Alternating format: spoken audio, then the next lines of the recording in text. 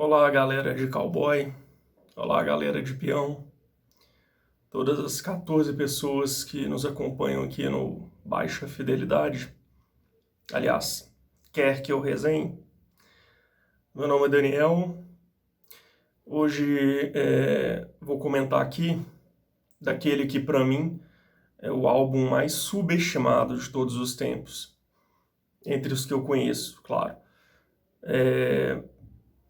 Sem mais delongas, estou falando do No Code, do Pearl Jam.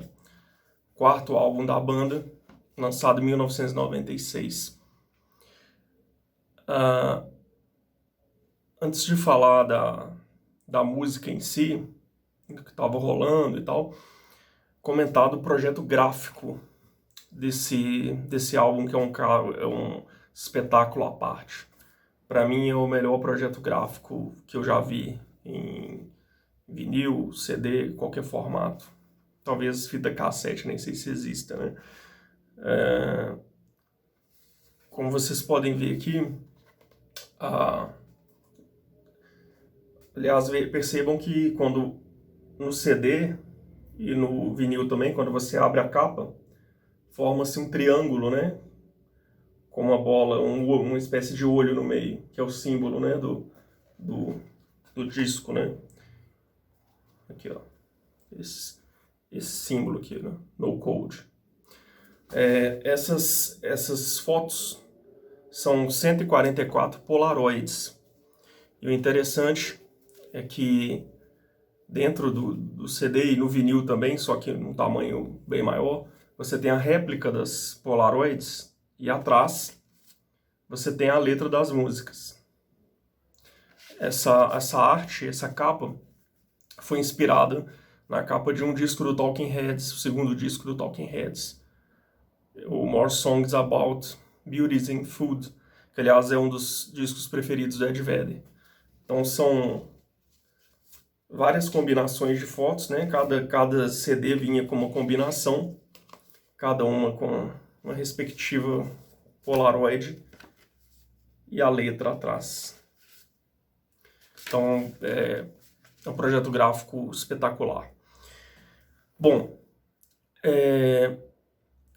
antes de falar do álbum em si, acho importante falar um pouco do contexto.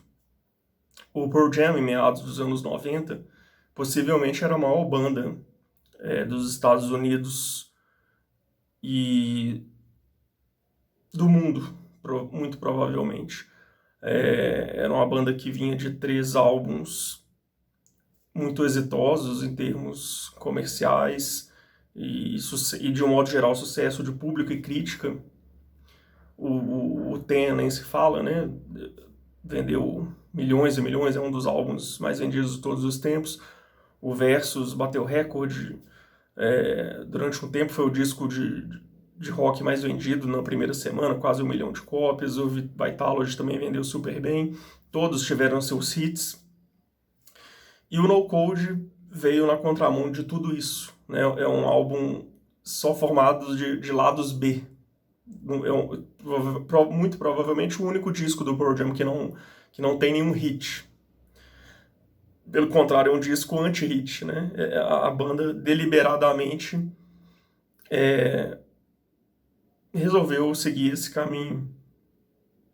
Embora durante o processo, não sei se eles tinham ideia do que ia resultar, né? Como alguns até disseram, é um álbum fruto de muito improviso. O próprio produtor disse que não sabia direito o que eles queriam. Mas, na minha opinião, o resultado foi fantástico. Para mim, como eu já disse, um disco muito subestimado. Entre os álbuns do Pearl Jam, para mim, só perde pro Versus. Eu acho ele, inclusive, melhor que o Ten. Podem me fuzilar. E para entender por que a banda chegou a esse ponto de certa forma, uma autossabotagem, é preciso entender o que estava acontecendo, né? Qual era o contexto. Então, como eu dizia, o Pearl Jam no auge do sucesso, comercial, de influências, público, crítica. E aquilo estava mexendo muito com o pessoal da banda, em particular com Ed Vedder, né? A banda, desde o segundo disco, já não lançava clipes, dava poucas entrevistas.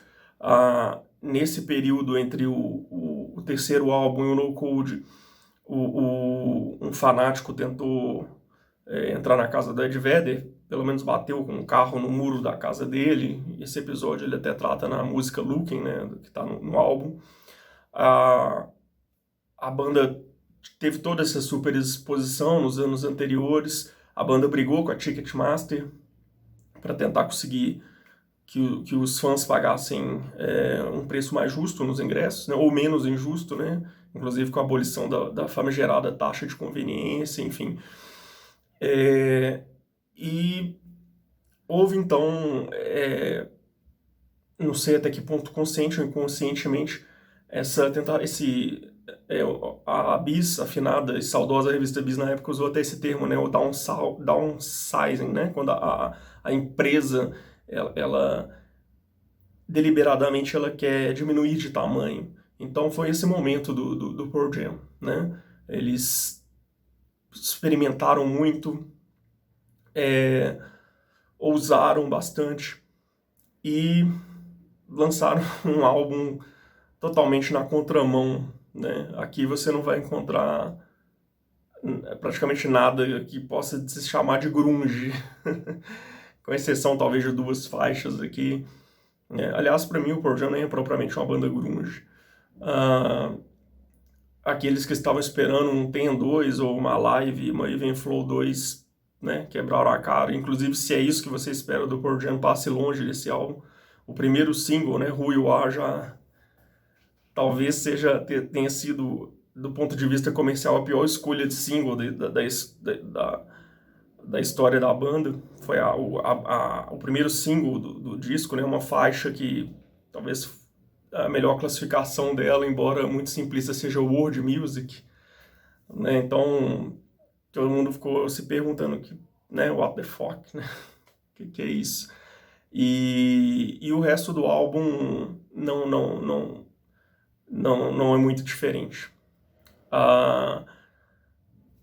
Destacar aqui 3 faixas que são as minhas preferidas. Uma é a Present Tense, que inclusive ficou relativamente famosa agora, recentemente, porque ela fecha o ótimo documentário The Last Dance, né? Aqui no Brasil, o Arremesso Final, que mostra a trajetória do Michael Jordan na NBA, né? Em particular no Chicago Bulls. É uma faixa muito bonita. É uma audioajuda, né? Depois dê uma olhada além da melodia maravilhosa na letra, né? Vocês vão entender por quê.